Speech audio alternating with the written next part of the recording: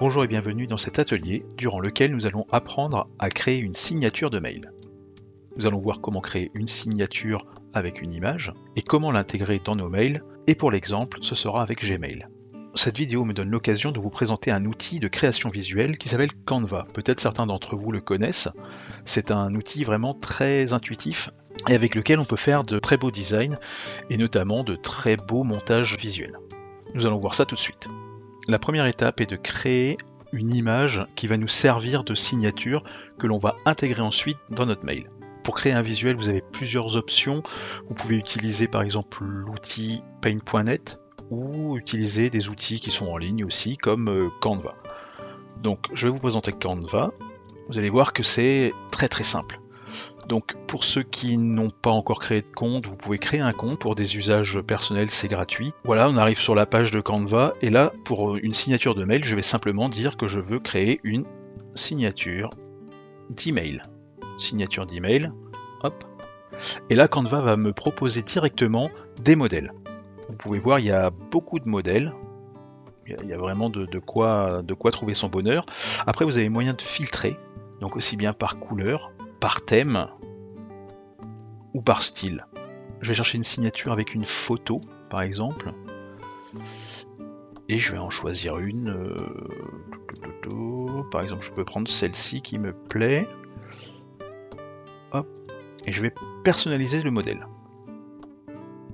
Donc j'arrive sur une page, bon ça correspond pas à mon image aujourd'hui, mais je vais donc la personnaliser. Dans un premier temps, je vais m'occuper de l'arrière-plan. Je vais mettre une photo qui représente un peu le monde de l'informatique. Alors pour trouver des photos, vous pouvez utiliser le menu photo de Canva. Ou pour ceux qui ne connaissent pas, vous pouvez aussi utiliser le site pixabay.com. C'est un site où vous pouvez trouver énormément de photos libres de droit, donc c'est intéressant. Donc je vais mettre informatique pour trouver des photos en relation avec l'informatique. Hop.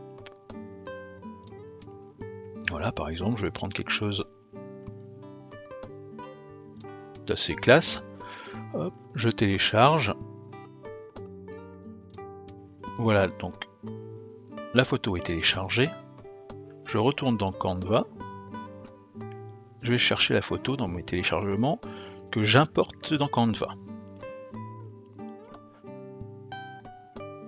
Je vais juste aller faire un glisser-déposer au niveau de l'arrière-plan. Hop, vous voyez, l'arrière-plan est remplacé. Ici ensuite, à la place de la photo, je vais mettre mon logo. Je vais chercher donc mon logo, je fais pareil. Hop, mon nouveau logo que j'importe dans Canva. Et pareil, je vais faire un glisser-déposer. Hop, voilà. Ensuite, je vais changer le titre. Ensuite, vous voyez, il y a une signature là, celui-là je peux l'enlever.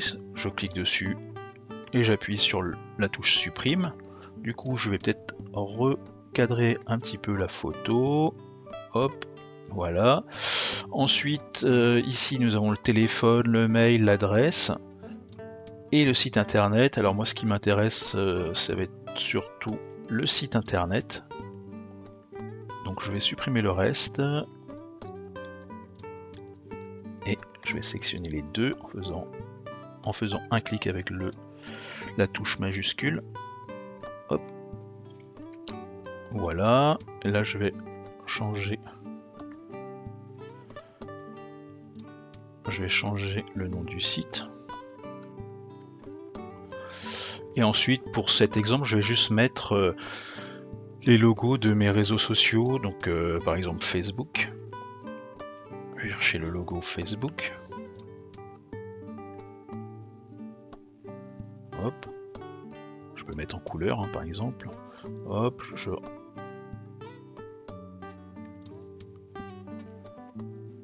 Voilà, ici je vais le mettre un petit peu plus grand. Hop. Je vais l'agrandir. Je vais agrandir ça aussi.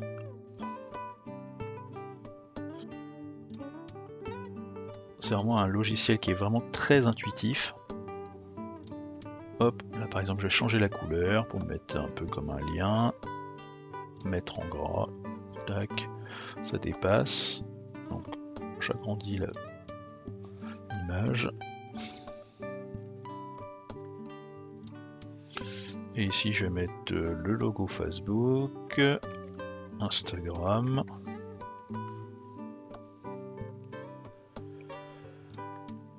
Hop. Il y a toujours des guides qui permettent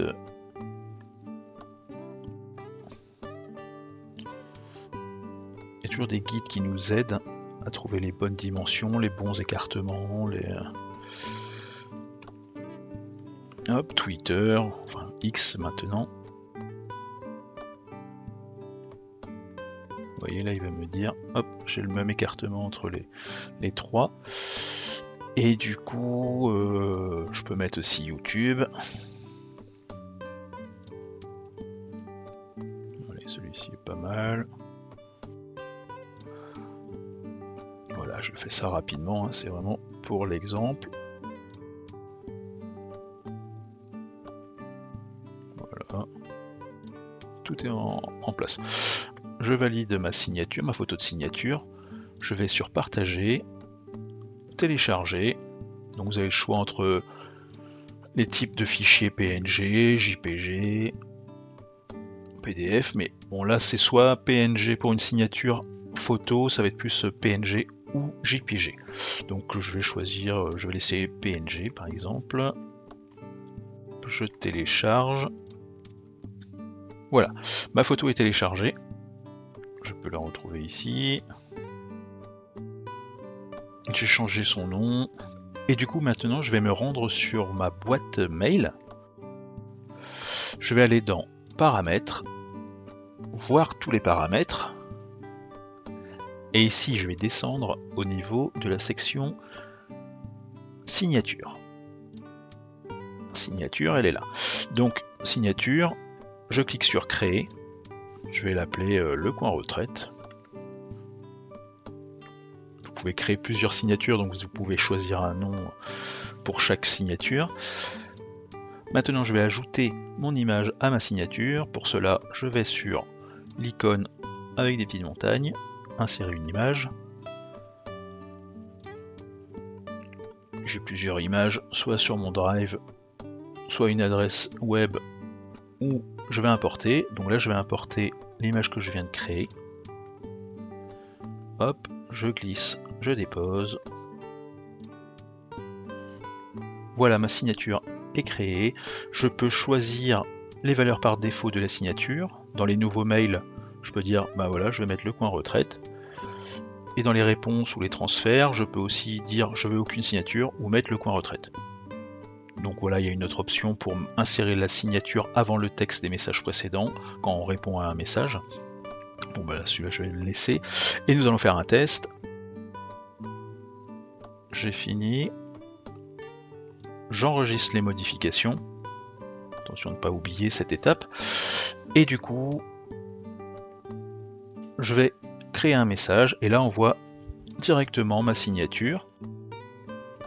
Pour faire le test, je m'envoie directement un message. Et c'est signature. Et je l'envoie.